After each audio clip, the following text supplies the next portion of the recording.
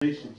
But the one who, so we should frame this. This is a classic image of three of the great historians who have helped us recover our historical memory. And we're still in that process. But the one who's the father of African studies, who's the teacher, the literal teacher of Chancellor Williams at Howard University, is none other than Dr. William Leo Hansberry, who clearly pioneered the field. Hansberry didn't have people that can even look at his dissertation on Kush and Ethiopia because no one really had the expertise. And he pioneered the Black Studies Department at Howard University in 1922. And so he was finally honored 50 years later, but during his time he was not given the due. So Hansberry never published any of his work. His students tried to get him to publish, but it was after he passed on that Joseph Harris edited the notes and lectures of the great William Leo Hansberry, and you have these two texts here that are available in there, a summary of his work, his lectures, his notes. But Hansberry must give credit. So before Chancellor Williams, there was Hansberry, who not only taught in the field, but also he blazed the path of being able to do library work, archival work, and then going to do the necessary field work. Now, the handout you have, I don't know if it's too dark, but this to me is the most important premise of Chancellor Williams. This here is insight from one who's done the work. And he says, but the greatest of all issues is right here in the general agreement that at the very earliest period known to mankind, an African civilization in the areas later called the Sudan and Egypt were fully developed, with all the arts of civilized life already matured, its beginnings being placed so far back into the early history of the world that it is beyond the reach of man. Can you imagine that? He said that the beginnings of the culture, it goes so far back into the Stone Age that we don't even have a date on it. We don't have a handle. I think we need the ones in the back, maybe the backlights, not these. Yeah, if you cut the ones on the other side, so we can have the backlights.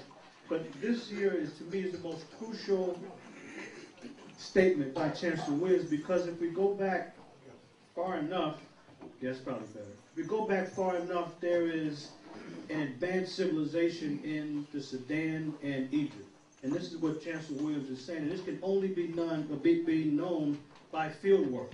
So this is what I want to share with you as well, the field work that I did in 2007 and what the update is regarding the Merowe Dam. Now, in terms of the focus of Dr. Williams' study, this is it. Now, this is a part of the handout you have. He says, my inquiry, therefore, was concerned with black civilization alone, what the blacks themselves achieved independently of either Europe or Asia. This was an entirely new approach to the study of the history of the blacks. He's pioneering a whole new methodology, a whole new approach, as opposed to simply quoting what others had to say. This is why he decided not to footnote a bunch of white authorities on the African experience.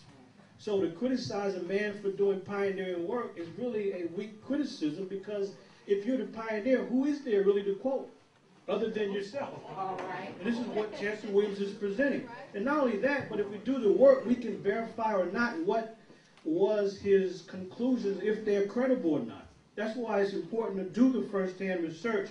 And Chancellor Williams, being an elder scholar, what he does in his book, he actually lays out the step-by-step research methods. And that's what's so critical about the work of Chancellor Williams. And so he actually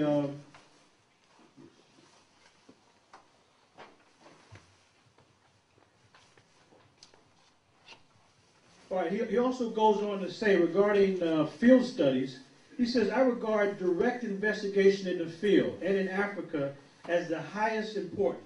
So in other words, doing first-hand research in the field, there's nothing more important than that, because we go to the sites and sources so that we can know.